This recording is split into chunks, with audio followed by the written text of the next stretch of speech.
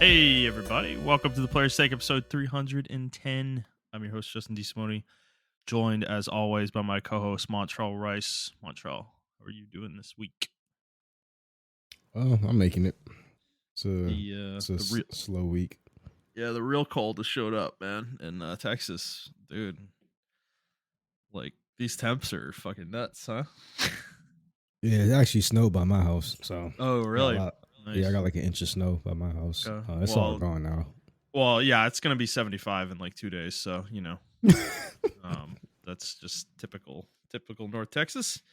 But it's nice though to get a little bit of that cold air. I mean, I'm pretty much I'm stuck in my house for the most part, so not really going out a whole lot. So it's just but it is cold, and it is kind of cold in the house. We've had to kind of ratchet the heat up a little bit. So, but it's good. It's good. I'm still recovering shoulder situation. Um I'm getting an MRI tomorrow, which is fun. And then I have a follow up appointment Monday, so I don't know. I'm kind of in a holding pattern right now in terms of like what's going to happen going forward, because my arm is like better ish. It's like it doesn't hurt nearly as much as it did, but it still hurts. But the problem is becoming like um I can't lift it if I do a full extension of the arm, or even like a half extension. I literally can't move it at all. And my hmm doctor thinks it's like a damaged nerve or something, which makes sense because it's basically kind of like the command for my brain is not getting to my arm, you know. So it but the thing with that is like I'm not sure. I'm kind of in a point like it's really not getting better. Like I still can't do it at all after 2 weeks. So I'm not sure what's happening there. I guess so. I will find out more from the doctor, but so So you there's some can't things lift. going on. You can still move it and like use your hands and stuff like Yeah, that, yeah. right? If I have it close to my body, which I do right now, like I can move it up and down fully, pretty much.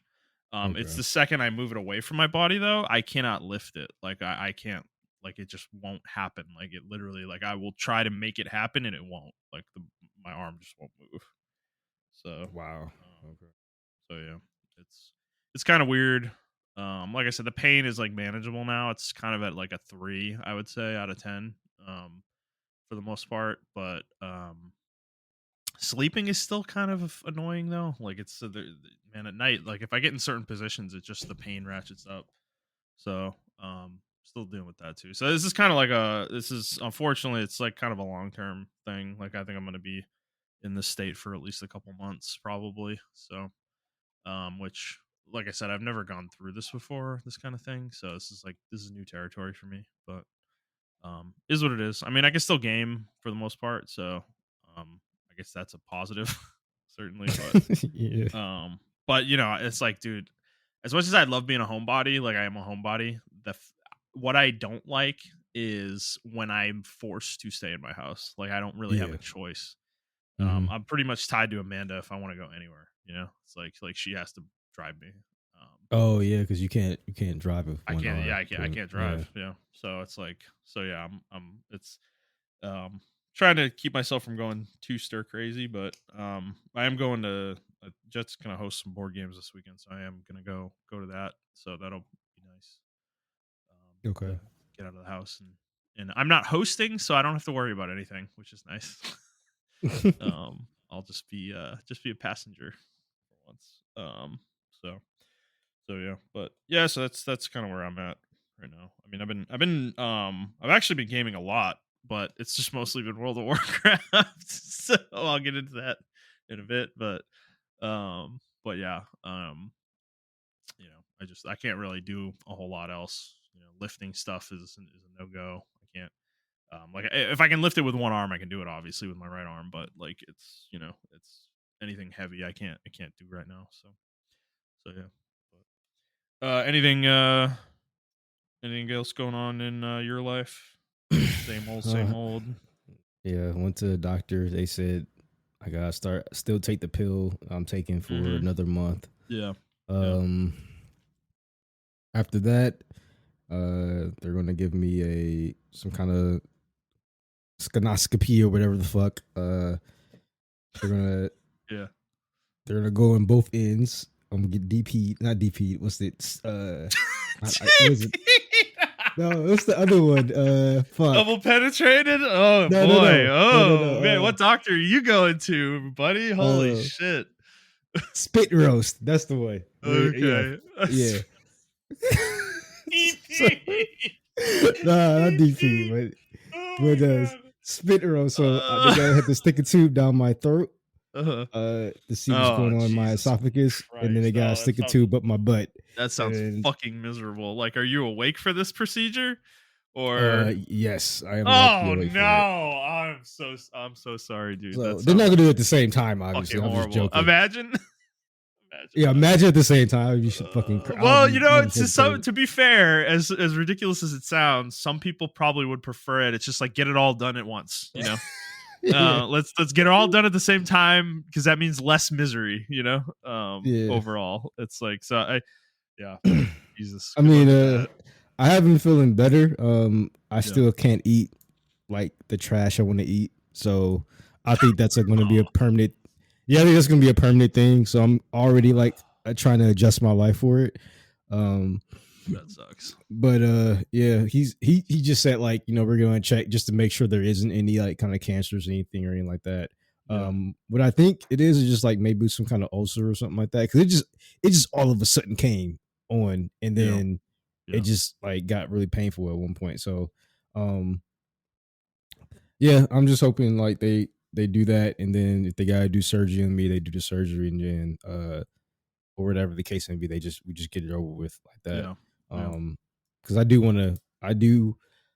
like my new lifestyle of eating. I will say, it's not bullshit. I used to think it was bullshit, and people like, oh, you know, eating all this junk made me tired, and and I'm like, nah, you're bullshit. Like, yeah, you can still eat some junk or whatever.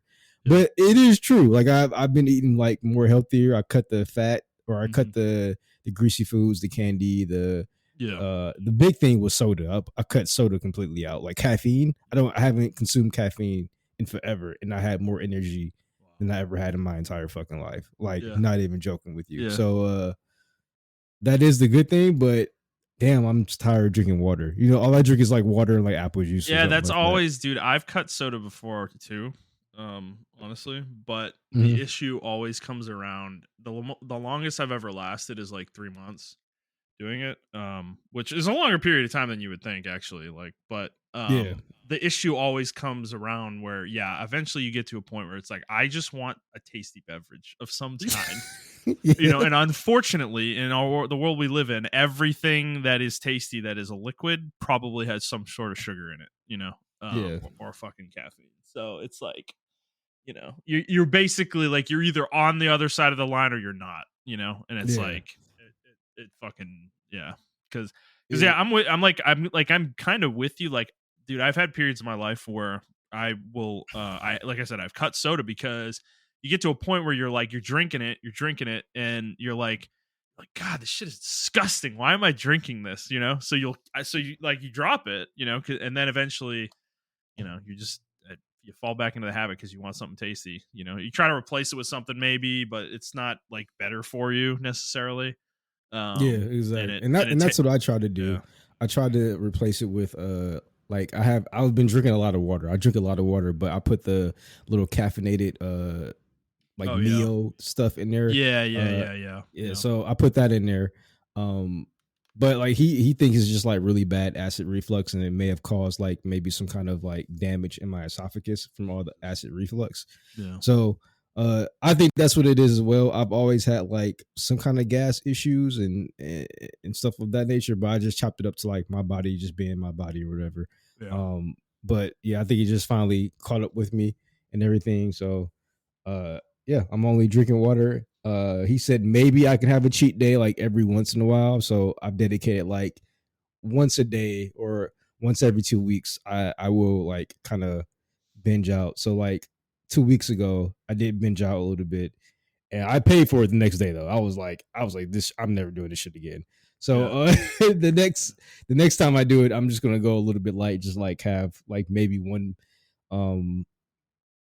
I have a Sprite. I won't have anything caffeinated, and then I have like a pizza or something like that. So yeah, I was gonna go to Jets thing this weekend, but I can't make it, unfortunately. So I saw the message, was like, oh my god, I wish I would have go because I haven't been to his house yet. So I oh do want shit, to go. okay. Yeah, Well, dude, I've that would never be been to a his house. fucking drive for you, though.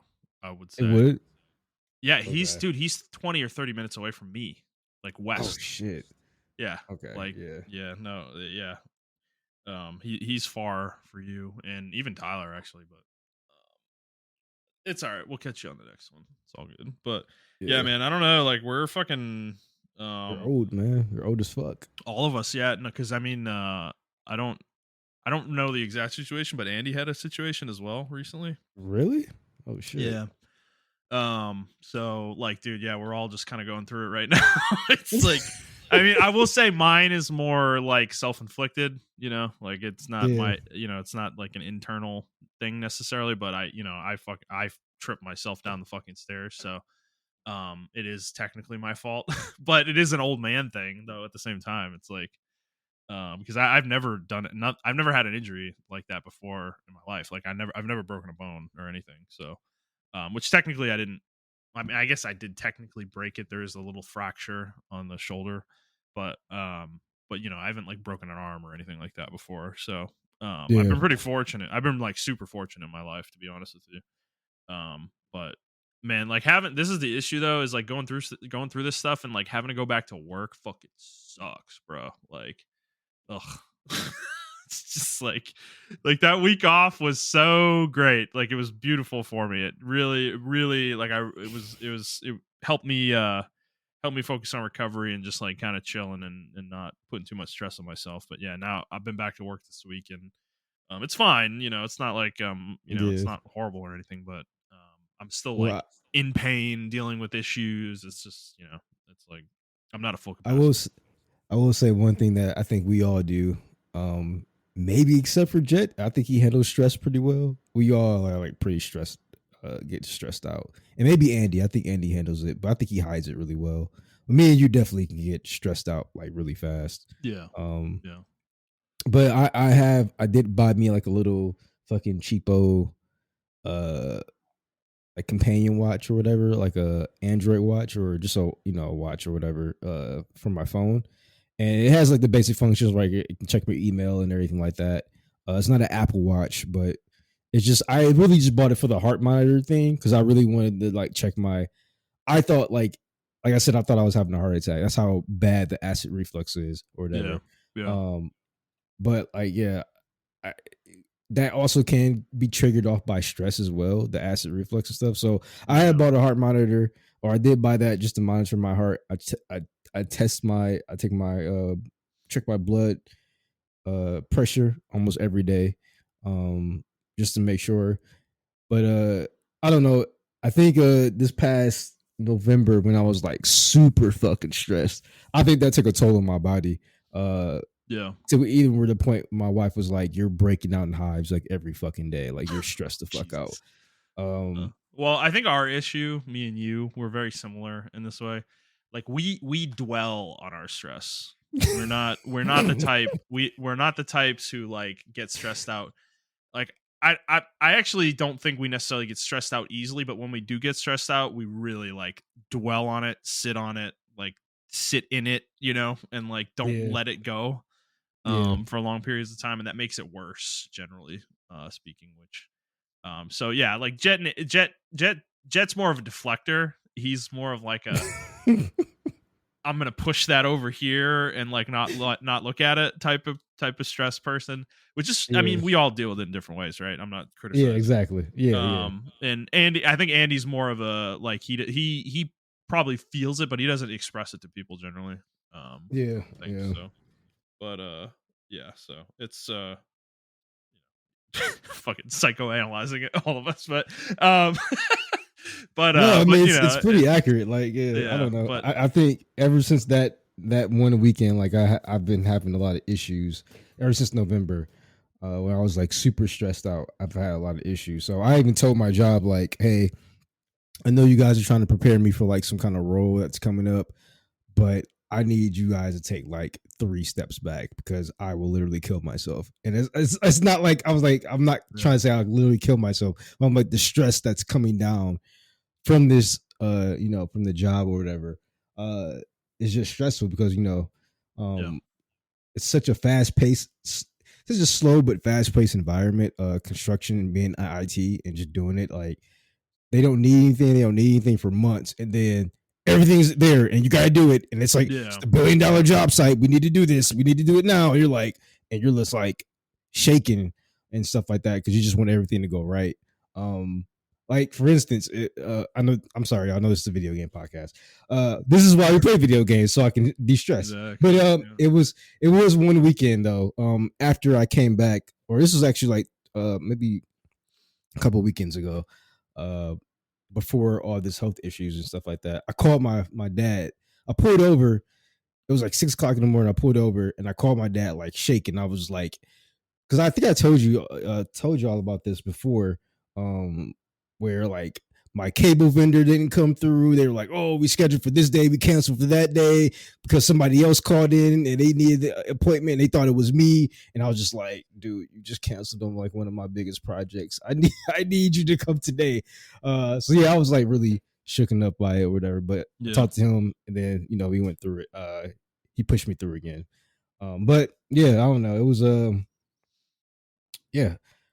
Moral of the story is if you have some kind of way to de-stress yourself, whether it be therapy, whether it be meditation, or a combination of both, use that shit. Don't hold that shit in. I stopped going to therapy maybe like 4 or 5 months ago, and I regret that shit to this day. So probably should move back to therapy. But yeah. No, I totally do. We got to do what we got to do for our own sanity. That's why, like, the stuff going on with Trump, I don't want to get into any of it, but I will say, like, you texted me about it earlier this week, and I took a while to get back to you, and I'm just I'm like, I just have to like separate myself from this stuff. Like, I try not to get like too worked up about it, because it's just, you can't do anything about it realistically. It's unfortunate, like it just is what it is, and I regretted texting you after I sent it. I was just like, oh my god, why'd I do that? I was just I don't even text. I don't even like look at news. I have my phone tailored to where I don't look at news, but that came across my feed and I was just like, fuck, man, what the fuck is going on? I mean, when I read into it, it's not as bad as it sounds. Like that the headlines out there make it sound really bad, but it's like not actually that crazy. Like it's originally that's the way the country worked. Actually, is it just hasn't worked that way for over 100 years. That's kind of what I came like. The way it works now, or what Trump was trying to like get rid of, or what he's trying to get rid of.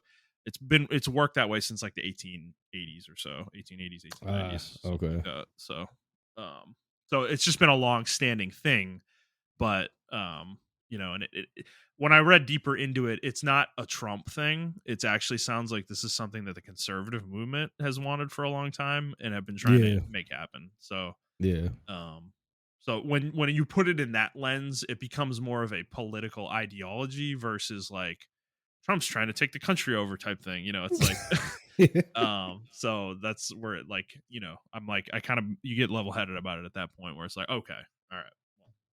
Because honestly, it could be a thing where like literally he does this and then we get a Democrat in 4 years and they just reinstate, how the way it worked before. Like literally could just be as simple as that.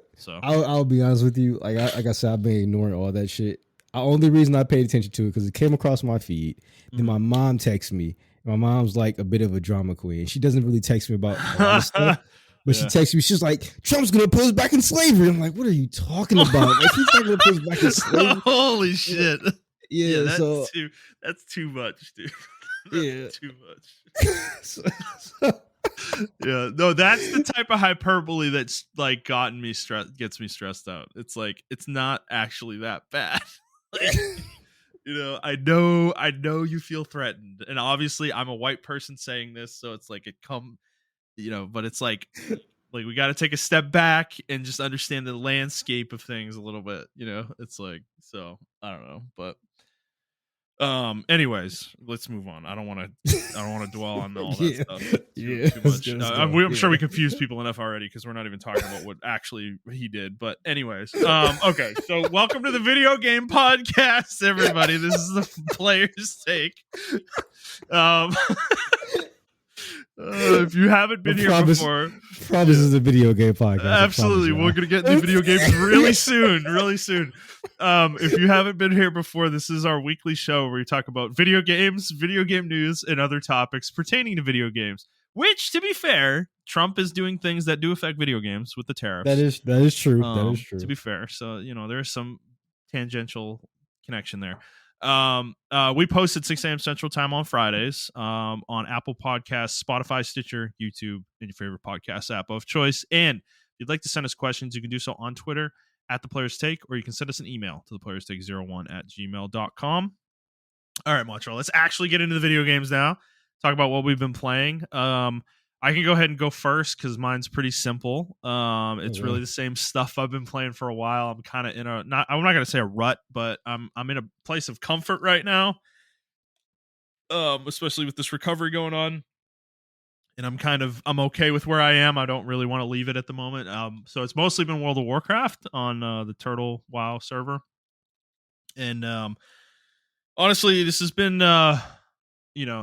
I'm having a good time, right? I was talking about last week, I'm trying to get my hunter gear and I'm level 60. I'm doing dungeons. I've been doing that for the past week.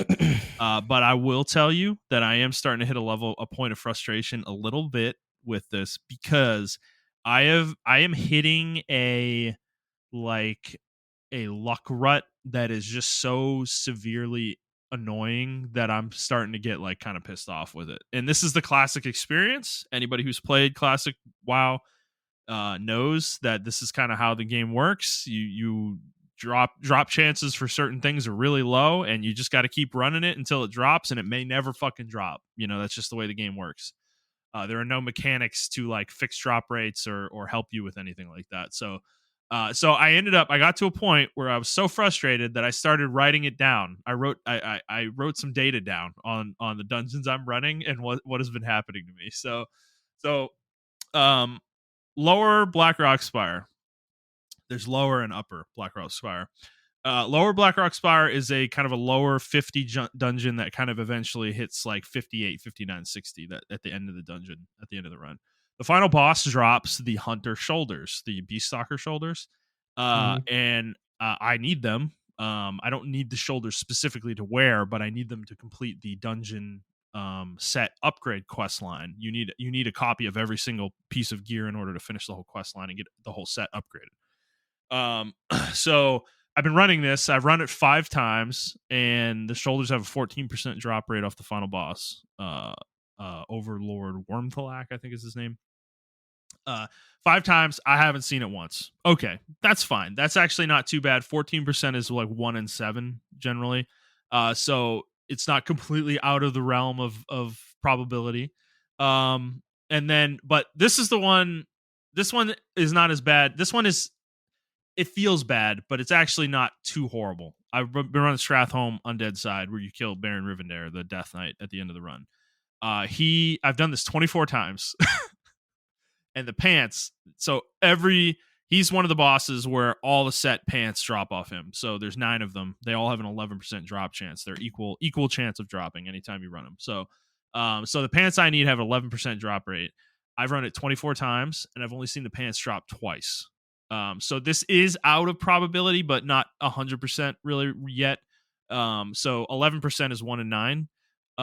And that would mean out of 18 runs, you would on average see 2 of each pair of the pants, right? On average. So I've seen 2 drop in the 24 runs that I've done, and I've lost them both to other hunters. This is where I'm starting to get frustrated because when they do drop, I'm usually in a group with somebody else who needs them, and I fucking lose the roll every time. So the first time I lost them, the other hunter rolled a 25, which is low as fuck, right? I rolled a fucking 19. Lost them. The second time, I rolled a fucking 15, and the other hunter rolled a 61, and I lost them. So this is pissing me off. So I'm getting sick of this place. I've run it 24 times. It's a fucking 30-minute to 45-minute run, generally. So I've spent a lot of fucking time in this place and don't have the pants. I just want to get out of here. There's this dungeon in Turtle called Black Morass. It's kind of a reworked dungeon from Burning Crusade, I believe, or maybe Wrath of the Lich King. I don't remember which expansion it was. But there's 2 items in here that I needed. I needed some shoulders off the 4th boss that drop at 12% drop rate. So that's like 1 in 8, I believe. Between 8 and 9, 1 in 8 and 9. And then a pole arm off the final boss. And this is the one that was fucking bullshit, dude. This was the one that was bullshit. This pole arm has a 33% drop chance. 1 in 3 odds. So you should see it one out every 3 runs on average, generally. I've run this place 13 times. And I have never seen the shoulders drop, not one time. Not seen the shoulders at all. The pole arm, I saw once. On the 12th run, I saw it. And fortunately, no one else needed it. I got it. I rolled a fucking 3. If anybody had rolled on it, I wasn't fucking getting it. So this is the one that pissed me off, though. Dude, a 33% drop chance is super high, for something. And to not have that happen 11 times in a row is an infinitesimally small probability. Like, it's like 1% or less that would happen to somebody. So this was fucking bullshit. This one was the one that really pissed me off. Finally got it yesterday, so I have it. Upper Blackrock Spire, chest piece, same as the pants from Stratholme. 1 in 9, drops off the final boss. Done it 3 times, no chest drop. That's fine, whatever. I haven't done it a lot. This is the next one. This is the last one. Dire Maul North Tribute Run. Basically, what this is, you do the run where you kill the final boss and you don't kill any of the other bosses in the run. That's what the run is. So there are ways to circumvent and avoid the bosses before the final boss, and you do that. You kill the final boss, you get a bunch of loot based on the number of bosses you didn't kill. I've done this place 10 times, and there's a ring that drops out of the chest at the end. It also has a 33% drop chance. It has dropped twice, and I've lost both rolls. I did not record the first roll, but the second roll I lost 31-39. I am cursed, Montrell. I feel fucking cursed, bro. I feel like my character is got a seed, like a random seed where I just lose everything I want to fucking roll on, It is bullshit and annoying the shit out of me, but I'm still running these dungeons, bro. I'm grinding them. I'm like T1 right now. I'm fucking in there. I'm running them, baby. I'm gearing the rest of the server is what I'm doing, But, I'm so hopefully I eventually get there, because I'm like, I don't want to be done with the hunter. Like I just want to get to the point though where I'm like fully geared pre-raid, where I have the best gear I can possibly have, like pre-raid for the most part. That's where I want to get to. And then I'm going to kind of leave the character for a bit, and then I have a rogue that I just made that I've been playing, or I want to play and level. But I'm kind of reluctant to do it before I get the hunter fully tricked out, because I'm using the hunter to fund the rogue. I want the rogue to be like a twink, basically, where they're like super powerful for their level. So I can kind of like limit tests and like do shit I'm not normally supposed to be able to do, like maybe do certain dungeons on my own and shit, things like that. So that's kind of what I'm doing. I'm where I'm at with WoW right now. I'm having fun. I'd have more fun if anybody was playing with me, but still got nobody. I can't convince anybody to play, which is super fucking annoying. When I tell Brad that I've been doing this for like, close to a month now, he's gonna be like, "What the fuck, dude?" Like, why couldn't you do this last year or whatever? It's like fucking, So I'm waiting for that conversation to happen. But yeah. So I'm having a good time with it. Montrell, you still not interested? You still don't want to play? Actually, I've been debating going back and forth on playing it. I don't want to join the community and then just be like, I don't know what I'm doing. Like, be that guy, because I really didn't run dungeons that much. So it's like, but see, I will be with you. I will be with you for the most part. Maybe not leveling. Maybe I'll be there at certain parts of leveling, but I won't be there with the leveling dungeons. But I will tell you, classic World of Warcraft, there's really not many bosses or encounters up until 60 where you need to know anything, like as a damage dealer. Like if you're a DPS, it just doesn't. you just do damage to the boss. You follow the target prio that the tank gives you, and that's it. That's all you got to do. Just don't act like a moron. Don't pull extra shit you don't need to pull. You should be fine for the most part. Okay. Even at 60, I would say that most of the fights are not hard enough where you really need to know the mechanics that well, up until raids. So because I had that same trepidation, and that was kind of the thing that was keeping me from playing this server too much, and I have broken through that barrier now. And I am now the guy that runs these dungeons with people and is like, this person's a fucking idiot, but I'm not going to say anything, but they're a fucking idiot. It's fine. It's okay. We're killing the boss. It's fine, So it's just, you just got to play. You just got to play. It's okay. And I will say, for the most part, the server is pretty good. I think people are pretty friendly generally. But there is a group of people that I've run into. They're not like, there's not a pattern to them, but there's just a group of people that I would classify under just like stupid WoW players that just like, they're like griefers, dude. They'll like queue up for a dungeon.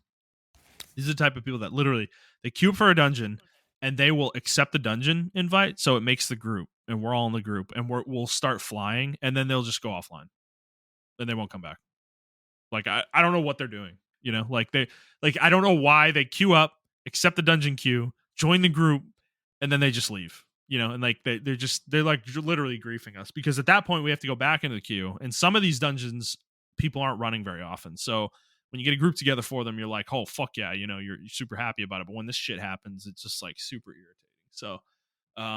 So you're gonna run into that kind of stuff. But I'd say for the most part, though, people are pretty friendly. For the most part. So yeah, I'm having a good time with it. But I don't know how much more I'm gonna play.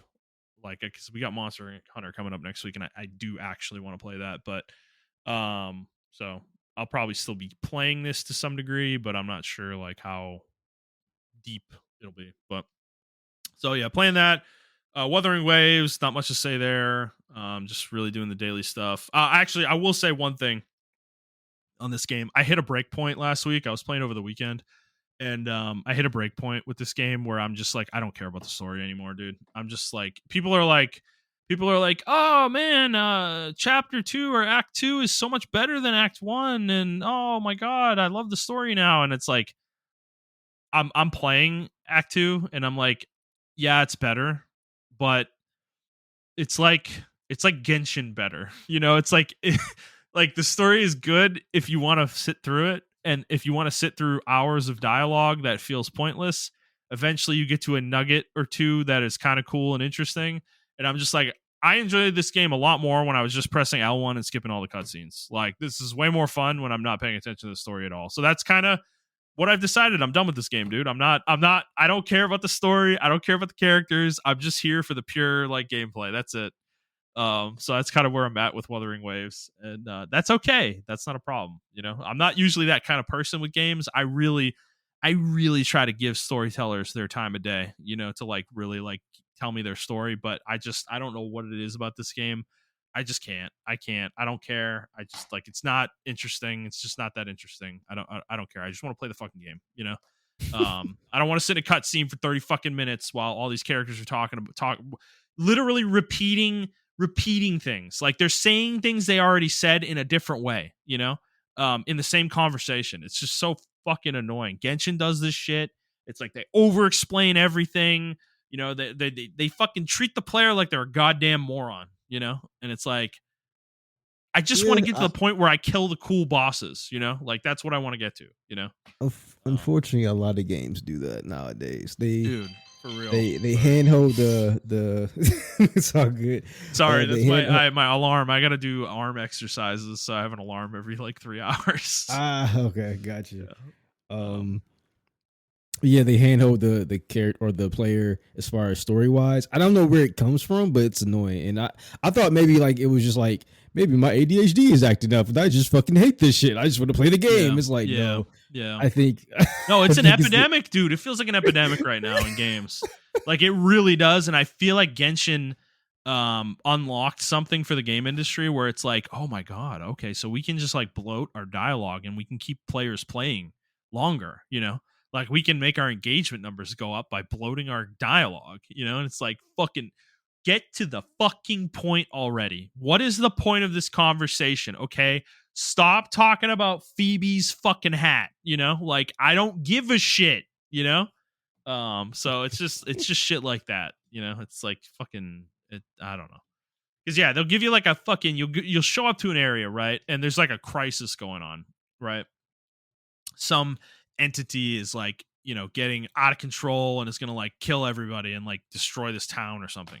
And they'll give you like this 20-minute exposition dialogue about the history of this entity, why they ended up where they are, why people are fucking with them, how they're fucking with them. And then, you walk in and then you have a dialogue with the entity itself, another 20-minute fucking dialogue where the entity talks to you. And then, then you finally fight them and it's a 2-minute fight. And then you go into another dialogue for 10 more minutes. It's just, dude, it's horrible pacing. The pacing is miserable. So it's just like L1, skip, I'm playing the game. Thank you. Bye. It's like, so that's where I'm at, bro. Streaming this game would suck dick. Like I couldn't do it. So that's where I'm at with Wuthering Waves. Okay. Anything else? That's it. League. We did play League once. Yeah, we played it one day. I had a really good first game back, and then it was miserable. From what I remember. Well, that was but that wasn't really like your fault. It was the game's fault. My keyboard broke. That's right. The fucking keyboard broke. Yeah, I forgot about that. Oh my god. Yeah, my keyboard that I've had for like 3 years just broke randomly in the middle of a loading screen for a game. And I had to swap out to a shitty little keyboard I have. I've since replaced the keyboard. But yeah, that like ruined the whole night of League, actually, for the most part. Like it was so hard to play with that fucking thing, dude. Because my hand, like my finger placement was way off, because it's a smaller keyboard. So yeah, that was fun. But that's it for me. What are you playing? What have you been playing? So I haven't played too much of Metaphor. I don't know what it is about this game. I just know I gotta finish like the last 10 hours of the game. I'm just like, bro, why is it 10 hours? I feel like we're gonna be here in September and Montrell's still gonna be talking about, man. I got like 5 days left, bro. I can't. I don't know what it is about Metaphor. It's such a long game. It is. If this was like during the pandemic, I think I would have finished it. But like, sometimes I want to come home and I don't feel like grinding, or not grinding, but like trying to get it over with. It feels like a job at this point. Because the last game I played that was this long. I played a lot of games that was this long, but where I felt like this was maybe Dragon Age Inquisition, where I put like 120 hours in that game, and I was just like, dude, there's still like DLC I gotta play. Like that, there's no way I'm playing this DLC. Yeah. Like, so I don't know, dude. Witcher's like that too, man. It's like 100. Yeah, Witcher's. It's like 120-hour game, and then you have a 60-hour DLC and a 30-hour. It's like, brother, like I love this game, but dude, like 200 hours of content. Like, come on. Yeah, I'm really hoping like we're in the tail end of this, like really really bloated 200 300 hour campaign bullshit. That games are doing now. Like we have to be, dude. It's like, just too much, man. It just doesn't seem tenable, long term. So I hope so that being said, some good news for League. I did get back into Silver 3. I'm Silver 3 now. So okay. I went all the way from Bronze 4. Yeah, I'm all the way from Bronze 4. I deranked all the way to Bronze 4, and then I went back to Silver 4 or Silver 3 actually. You went all the way to Bronze 4? Yes, I was all Justin, and I tell you, fucking way, dude. What the fuck, brother? When I tell you, I was trying to support people, and they are literally like, I don't want to use the term, so I'm just gonna say they are very special people. Brain dead, like yeah. Bro, when you're a support. I don't understand how people climb a support. Like it's just, maybe I'm just a bad support at this point, because I was just like, dude, I can't do this anymore. Like I was getting more kills than my ADC. I was trying to give them kills when I will purposely not auto attack stuff. Like I'm playing Lux and Lux, Senna, and fucking Leona. Those are my 3. And I would purposely not auto attack people because I'm like going in. I'll see a good opportunity and I'll tell them, even in chat, like, hey, I'm about to go in once I see a good opportunity. Or this person keeps poking. Once they poke, they're going to put themselves in the position and I'm going to dive in. And then the person, like, thumbs up me with the little emote or whatever the case may be. Then I'll go in and either they'll still be in the back farming or they just can't, they don't understand their champion. Like, and then this is my fault too. I get really like overconfident when I'm playing with the Jin or I'm playing with the virus. And I just naturally think it's you. And I'm like, okay, this person knows what the fuck they're doing, whatever. Oh no. But they're fucking dumbasses. Like they're dumb as fuck. Especially the virus players. Oh virus my players god. Are bad, dude. You are correct. You are 100% correct, dude. No one in low elo knows how to play virus. Like it's wild. So I deranked all the way to bronze 4. And then I just said, fuck it, I'm going back to what I know. So I went back, I switched to mid and I put my secondary as jungle. And I climbed all the way back up. I stopped playing Silas. All the mages are really too powerful this patch, in my opinion. He's supposed to be good against mages, but they just have too many tools and everything to like. He doesn't do enough burst damage. Like the only person that does enough burst damage, in my opinion, is Katarina. She's like the only good assassin in the game. Okay, maybe Fizz, but that's because she can build like hybrid and stuff like that. So Akali, she's okay, but I really needed someone I can push waves with in roam. So I hate playing mages. So I'm like, who can I play? So I was like, okay, I started playing Vex. So I played Vex and I climbed all the way to like bronze 2 to 3 with her. And I was like, okay, cool. Like she's doing really well. I can play Vex. Then I just switched to Ari. I don't really play Ari like that at all. And I just started maining her. And bro, I climbed all the way to silver 3 with Ari. Like she's so fucking broken. Oh really? Oh my god. I don't even think she's broken. Like I just think I'm good with her. Like she's super safe in lane. I can push lane. She has the movement of a fucking. She has the wave clear of a mage, the movement of an assassin. Her damage is like in between both of them. So I can I get a lot of assists and I can rack up my my mage eyes. And then like towards 30 minutes in the game, I'm like one-shotting people with like, my charm orb combo. And that's it. Like no one can stop me after that. So yeah, like she's very helpful to the team. And I just noticed that I need a team oriented or a mage or a character that can roam. I can't push lanes with Silas too well. I can't push lanes really very well with like Akali until like level 6. I don't like playing Katarina at all. So and then Zed is like he's really good, but then late game he just falls into a fucking cliff, and then you can't do anything with him. So Ari is like very good throughout the entire game. The only character she has really good issues with are like other hard mages. So like Victor is bullshit. I fucking hate that character, bro. Like that character, I played 2 games against Victor as Ari, and he just dominates the lane because he gets a shield when he pokes you. He gets a fucking shield. He also gets movement speed for some random reason, and I'm just like, this character's insanely safe.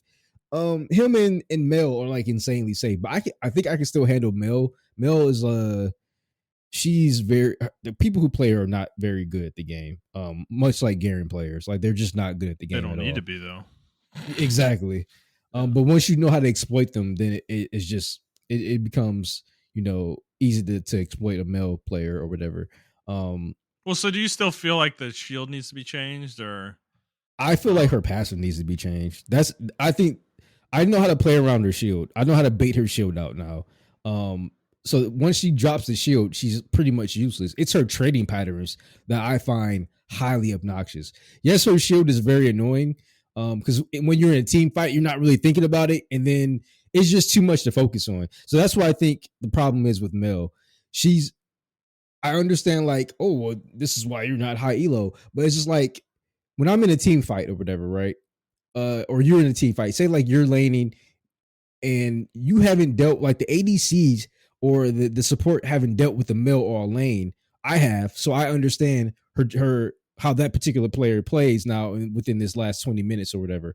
But then when it comes to team fighting, they don't know, so they would just do stuff, and then she reflects it, and then it ended up biting all of us in the ass.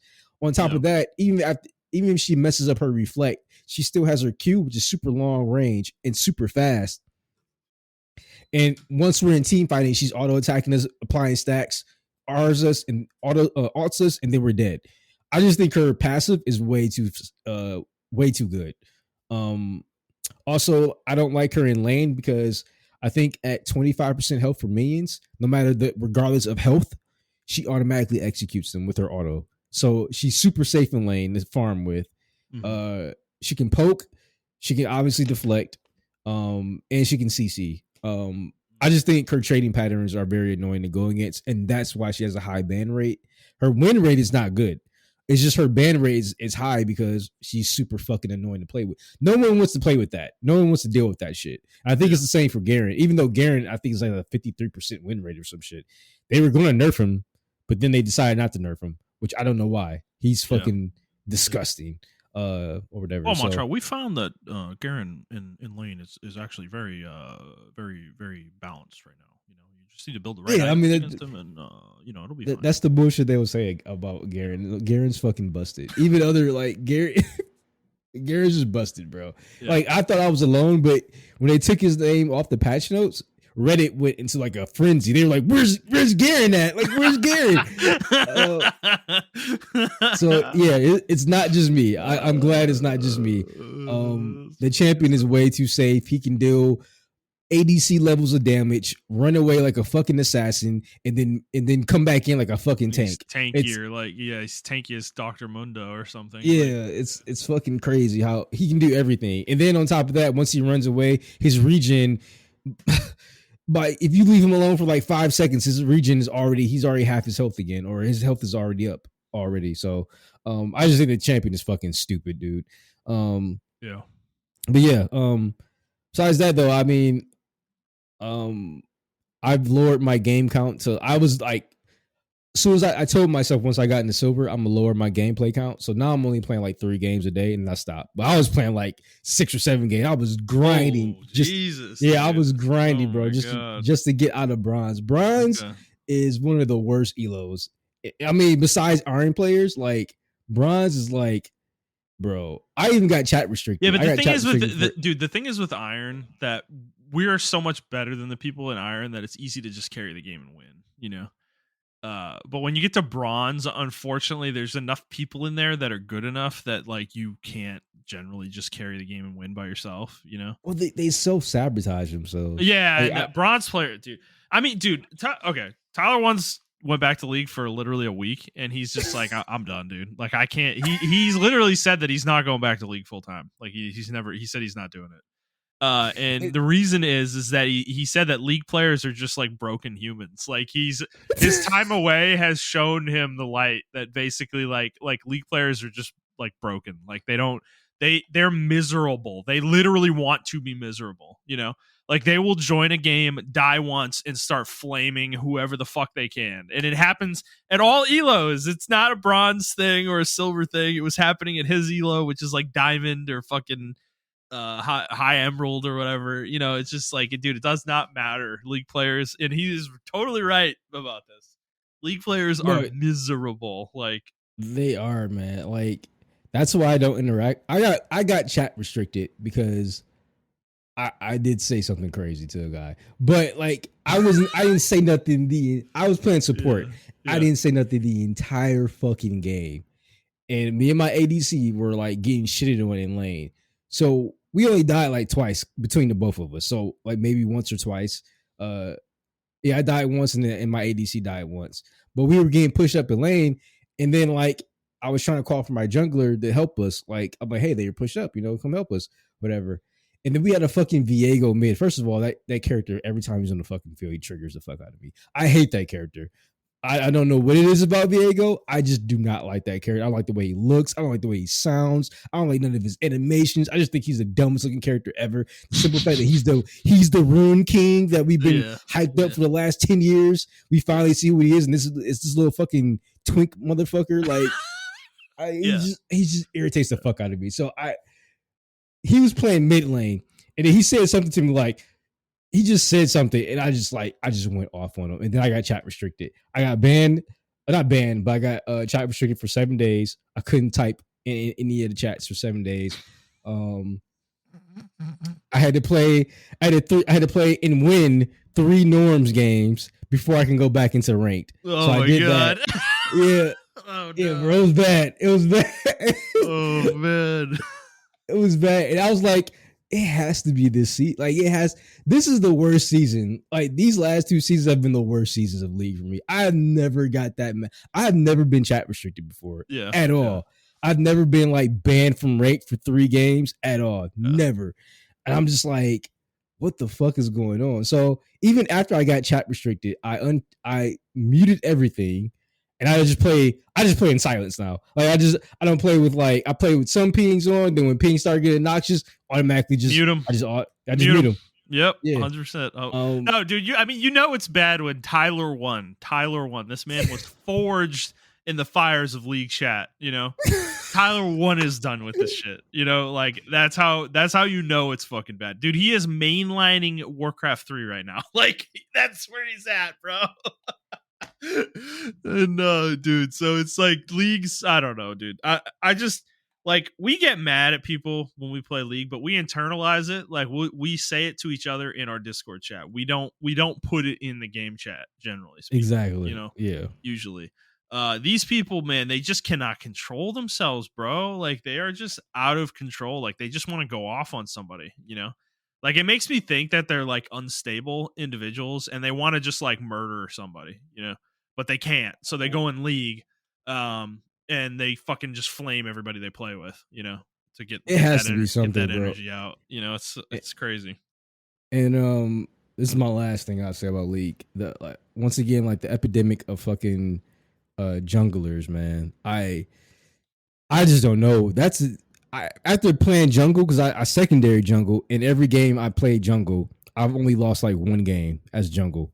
To be honest with you, people when I play jungle, they are thoroughly surprised. I get almost every objective. They like genuinely surprised. It's like, wow, this jungle is really good. This Kenji is really good. I'm like, bro, I'm just getting objectives like I'm supposed to do as a fucking jungler. You're just playing the game.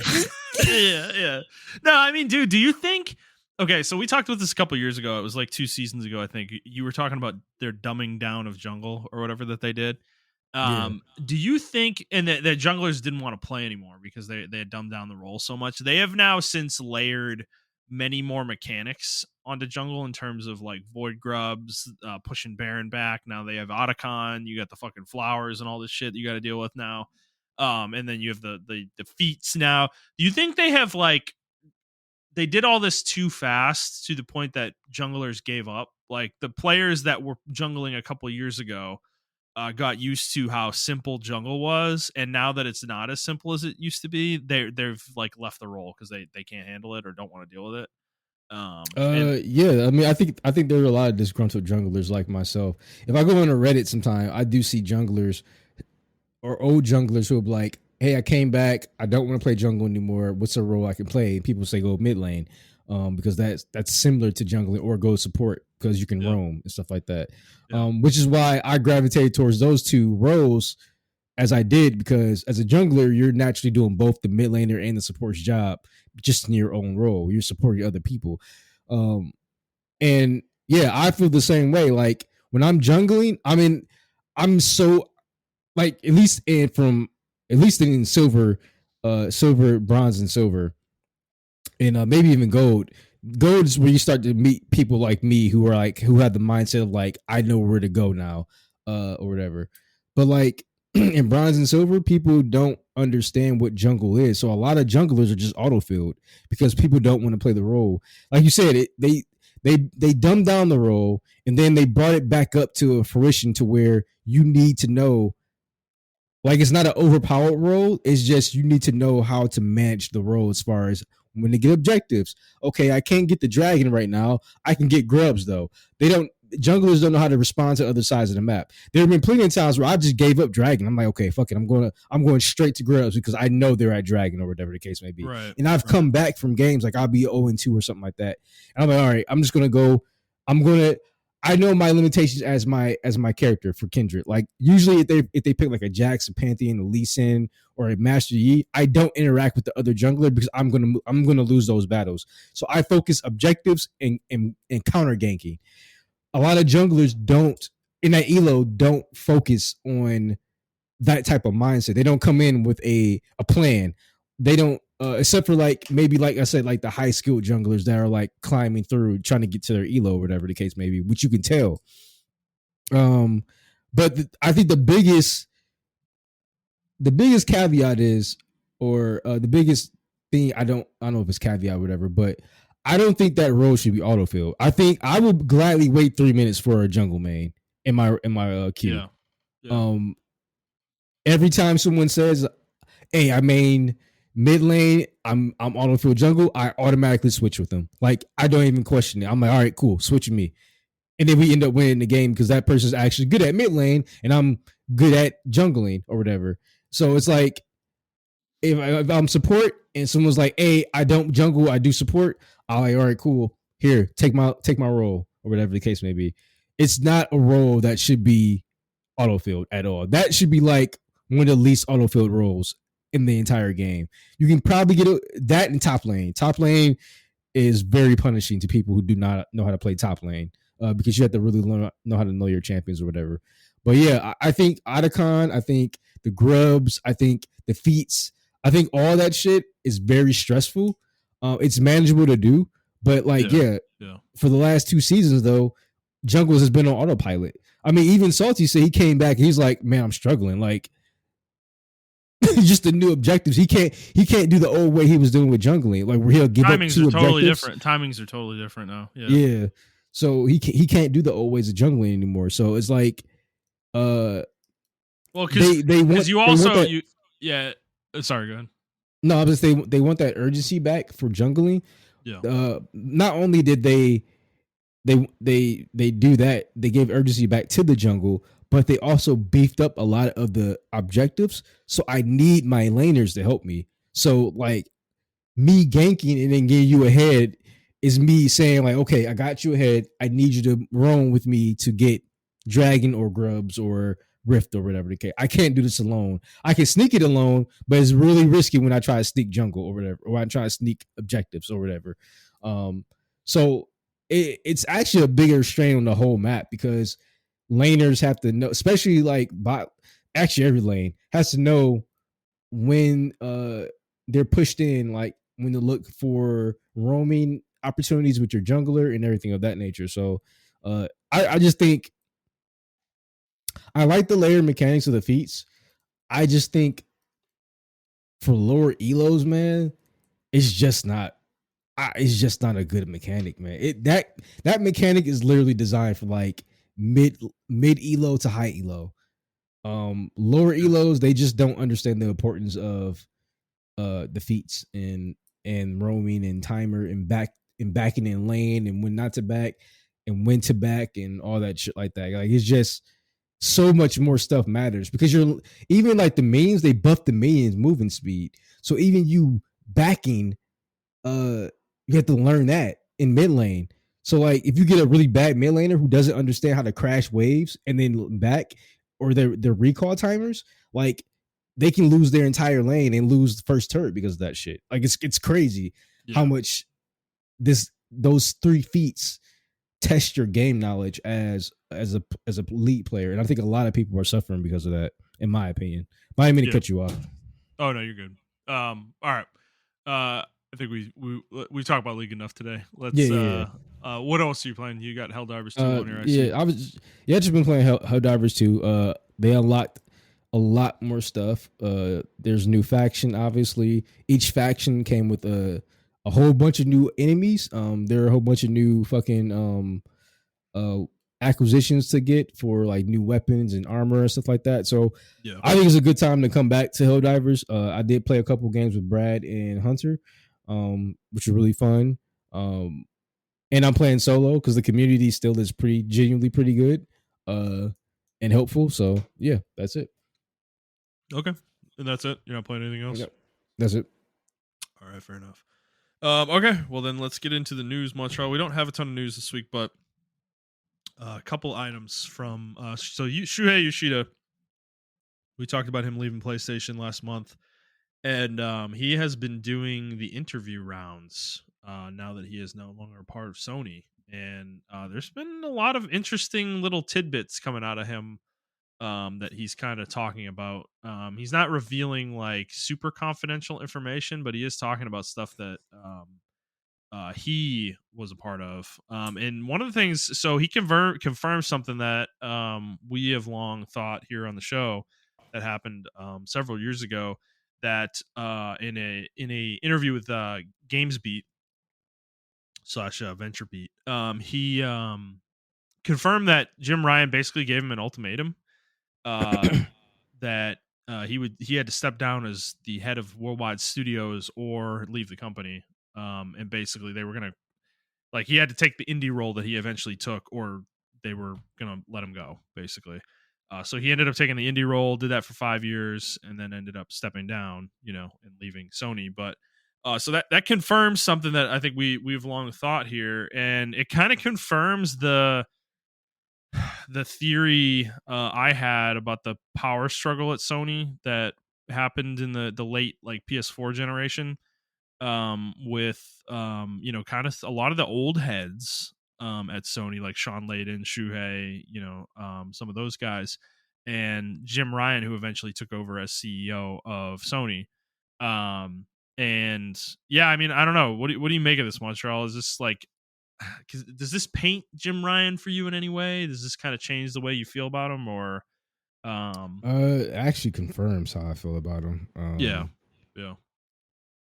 I don't want to say scummy. That's not the word. I think it was very corporate what Jim Ryan was doing. I think it's the exact way to say it.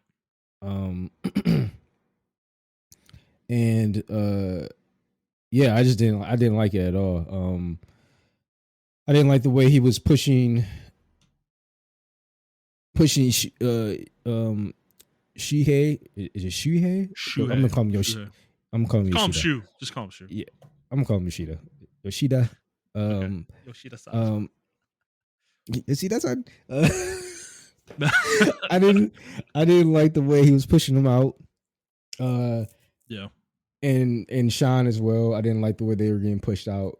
Because I can tell the passion for the games for Sony was still there. When you listen to their interviews and everything of that nature. But yeah, I'm glad like this kind of confirmed it, because it just, a lot of shit just didn't make sense. Like, why would you push him into the indie? And also, I don't like how they treat the indie space like the trash space. Like, oh, you just go into the indie space and we'll just push you over there. Like, that doesn't matter. To be fair, so that's something that Shu's talked about a lot in his interviews, actually, because he did another interview with Sacred Symbols as well, and he talked about that role, and he didn't want to, like, he was trying to make it sound a little better than it was, but basically he was saying that at the time that he took the role on, there was a perception outside of Sony that Sony was not supporting indies very well, which, if you remember the late PS4 generation, early PS5, that was kind of true. Like they were doing a very bad job. So Shu got them into a position now where it feels like that's not necessarily true anymore. Like, they do support indies pretty well, and they do a pretty good job of it. So, like, I feel like Shu did a good job in his role, in kind of rehabilitating that image and internally getting the company to care a little bit more about that space. So to your point, it's like, at the time, yeah, it does feel like they were treating it like the trash space or like the lesser than space. Like, oh, you're not here with the big boys anymore, Shu, at the first party studios. You got to go work with them indies. It's like, so yeah, I don't know. I don't love that either. Yeah, and I don't know. It was just weird. And then all the moves that they were making and stuff like that, as far as like, which I think we'll get into in the next story. But yeah, some of the moves they were making and everything, was just really weird.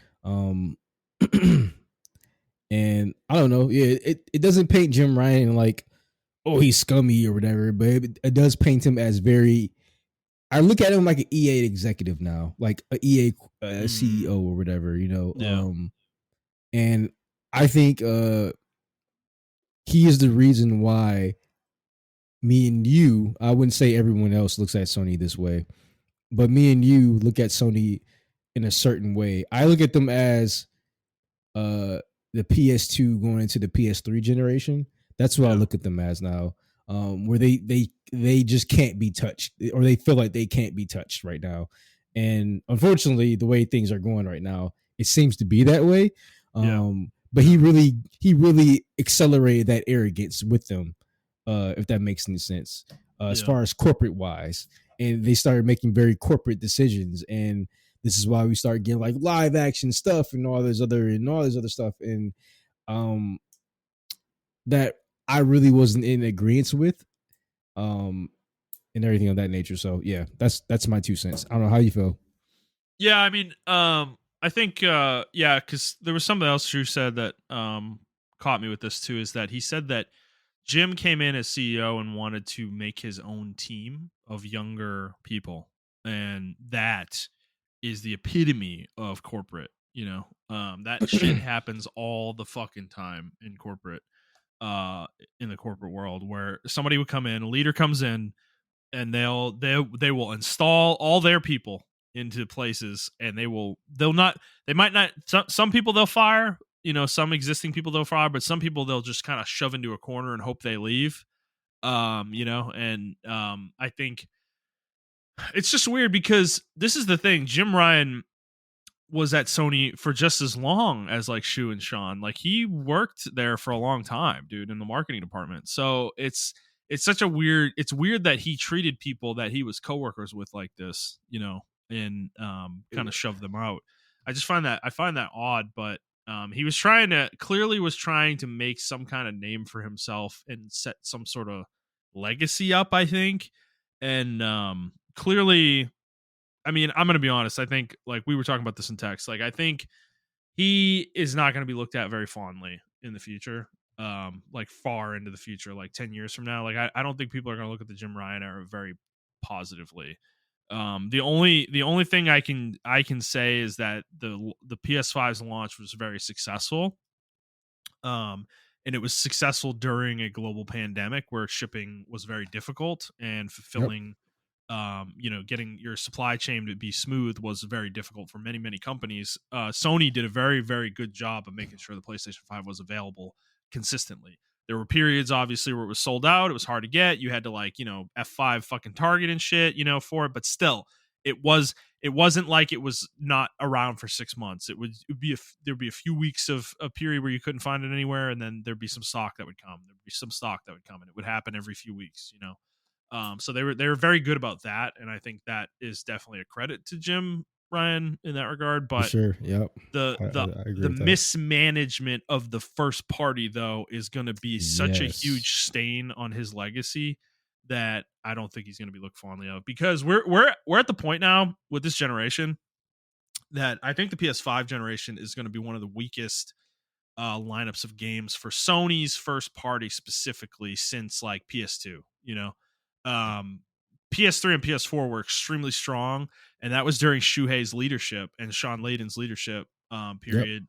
Jack Tretton, Andrew House, these guys, back when they were CEOs, like that was the period where PlayStation had a really strong first party, and they still have the studios, but the output is just not there. They are mismanaging these teams, dude, to a degree with the live service initiative that you brought up. Like that part of it, I think, is going to stick with Jim, and I think people are going to look back at this as kind of a lost opportunity. Like we lost a lot of games that we could have had potentially from these teams. Like we had a whole Naughty Dog game that got canceled, which we're going to get into in a second here, but like, it's just like all these teams, like you had Blue Point working on a live service game. You had fucking, Ben working on a live service. Everybody, Santa Monica, like it just like it was a waste of their time. They could have been working on another game that we could have that could have been released. We could have already played. And that is super unfortunate. And I don't, it seems like Sony's coming out of this now and they realize the error of this, and Like live service, going for live service in and of itself was not necessarily the wrong choice, right? I think it makes sense for a company like Sony who makes the hardware to want to have games like, Fortnite and whatever that are like cash cows for them where they make 100% of the money, right?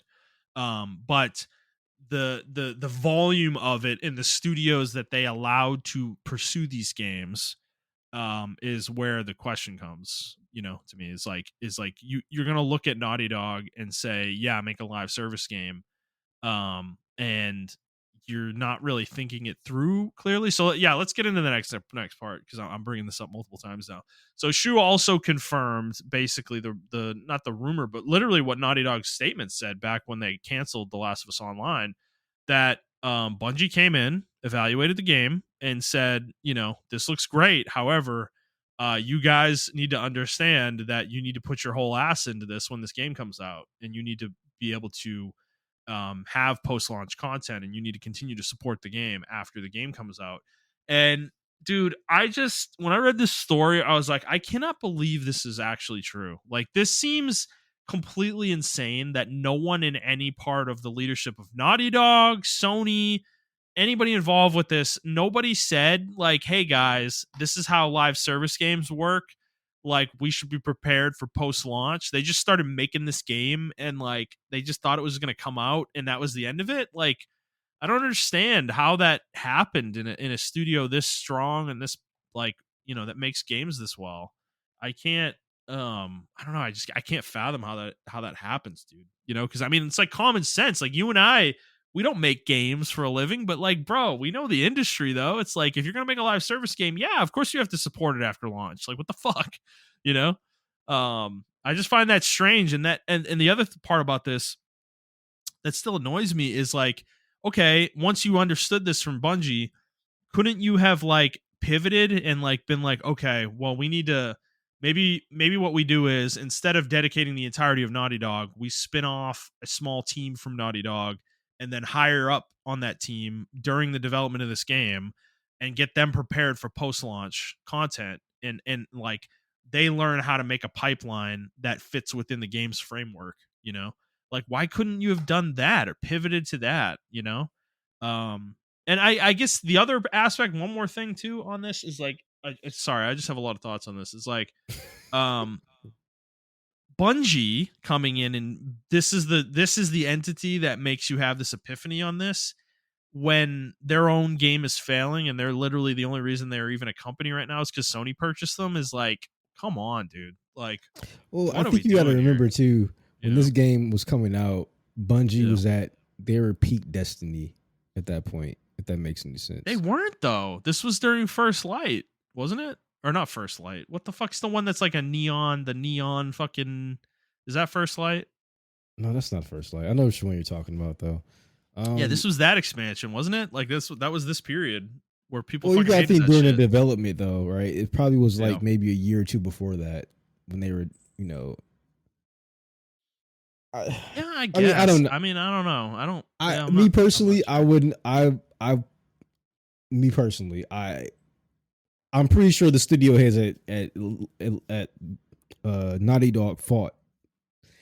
But I probably would have fought a little bit harder, or like threatened to leave the company, because that's bullshit. I've been working on this game for how long? Years. And this is years, and this is like, not only was Last of Us 2 the most anticipated game, but the multiplayer, because everyone remembered the multiplayer in Last of Us 1, because everyone loved the multiplayer in Last of Us 1. Yep.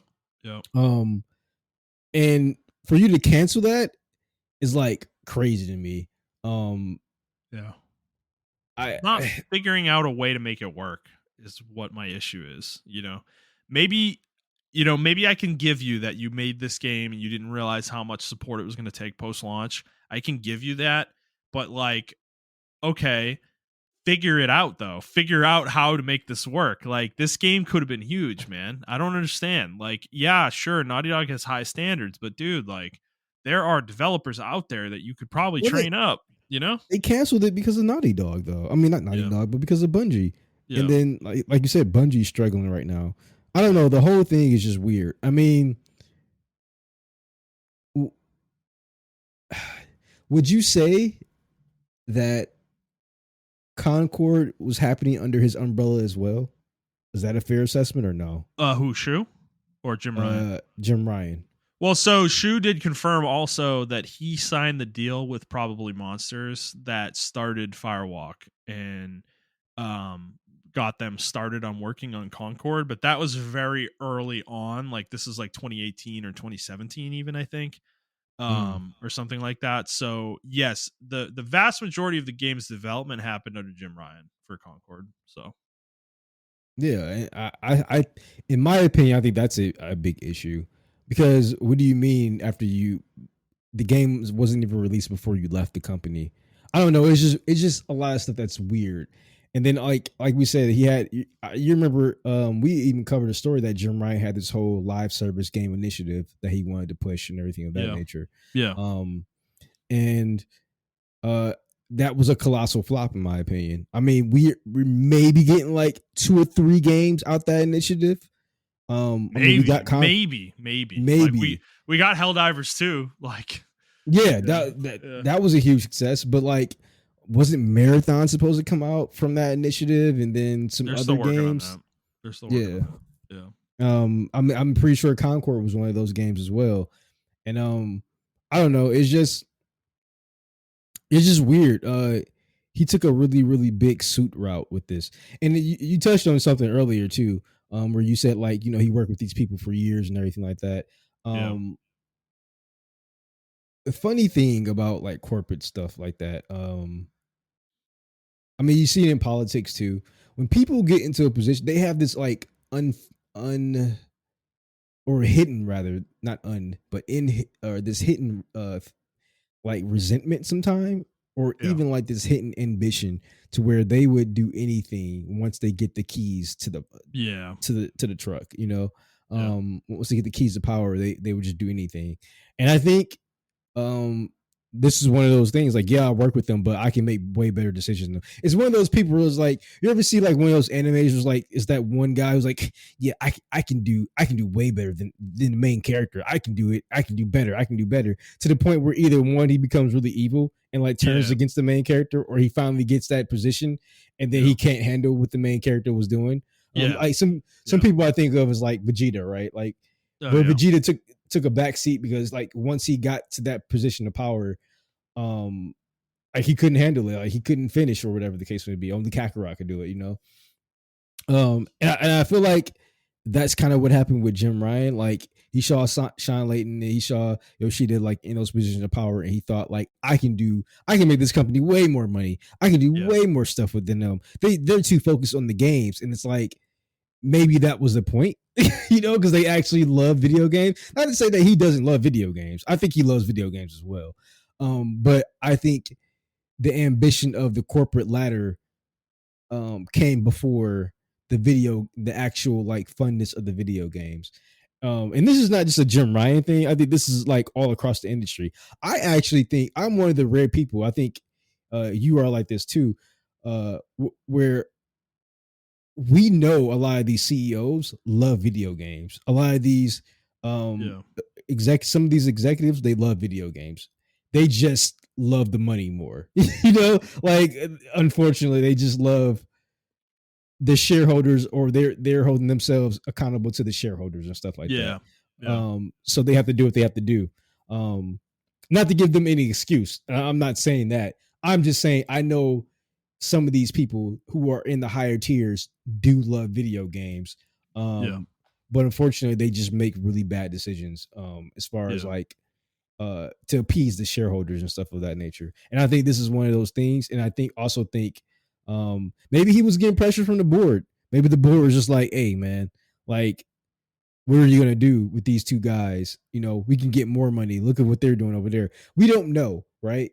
But all we know is like, he did make these decisions and they make him look bad in the long run. And like you said, it's going to be a stain on his legacy as far as like his reign over PlayStation and on PlayStation 5 as a whole. I mean, people are already looking towards PlayStation 6 because PlayStation 5 generation was so weak as far as like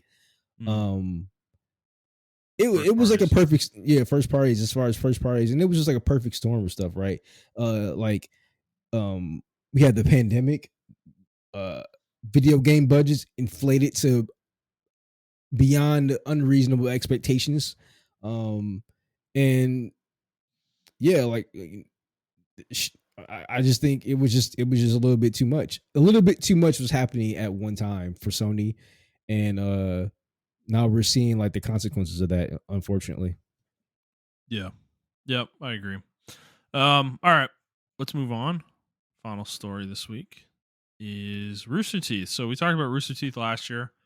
Rooster Teeth closed down, but hey, man, they're back. Bernie Burns, the original creator, or one of them of Rooster Teeth, repurchased the brand, and he probably got it for very cheap. And he is bringing it back. So it's not going to be what it was, though, or what it's been in recent years. It sounds like I would imagine it will be much smaller in form, but yeah, I mean, Rooster Teeth's back. I guess it's kind of cool. Like Bernie, like he left the company in like 2020, I think, or 2018 or something like that, and he moved to Scotland with his wife. Holy shit! Randomly, and he's been there for a long time now. So yeah, he I don't know what he wants to get out of this, but I mean, I could see it being successful if he just keeps it small again, and doesn't kind of let it get unwieldy the way it did. What do you think? Yeah, I think the problem with Rooster Teeth was they really stretched out what they were trying to do, and they kind of went away from their original things, like the red versus blue thing. Yeah. I like the original. I even like some of the new red versus blue content because my friend I wanted to support my friend who was making the animations and stuff for that. But yet, like a lot of their outside of red versus blue and Ruby, they really didn't know what to do with all their other stuff. Unfortunately, Ruby, red versus blue and Ruby kind of suffered under passing under the passing of Monty Ohm. Once he passed, it was unfortunately, just that like that those were his babies, and or not red versus blue in particular, but Ruby was his baby, and yeah, he just unfortunately that just hurt the company. I think after that they did keep Ruby alive. It is very popular still. I mean, people still. It's in Did a it lot actually of different. finish though? I think so. Because I don't think it did. I remember several years ago. I don't know. I would say several, but a few years ago, I got back into Ruby and I watched up until what was current, and that was like season 8. And it didn't seem like they were close to resolving the show, from a narrative standpoint. But I think season 9 came out. And I don't know if season 10 ever happened though, before everything fell apart for Rooster Teeth. So, but I mean, it got bought by Viz Media, actually, like Ruby as a brand. So maybe it got continued under them potentially. I don't really know. Yeah, I know they're pimping out the main character. So it's just she's in a lot of different things and everything of that nature now. So, like I said, it sucks. I don't know, but hopefully he can just keep everything, small.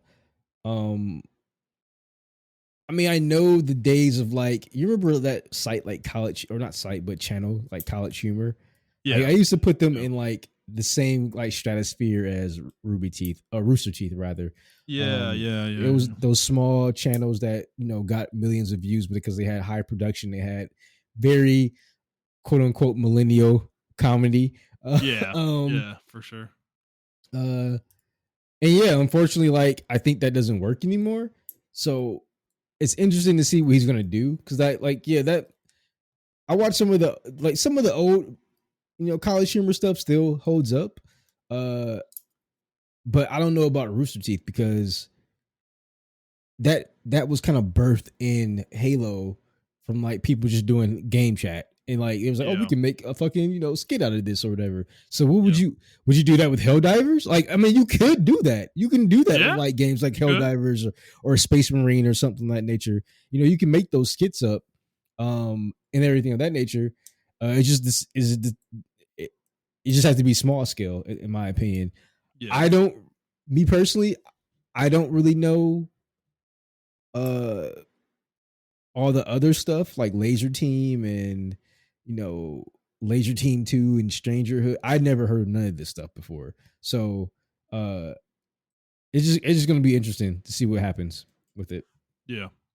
No, yeah, it will be. I never was like a big fan of theirs. Like Ruby's really the only thing I ever watched of Rooster Teeth, so I'm not like following this necessarily super heavily, but it is an interesting thing though to see, because this is, I mean, they're one of the first originators of like online video content, in the way we know it now, yeah, it was like them, Machinima,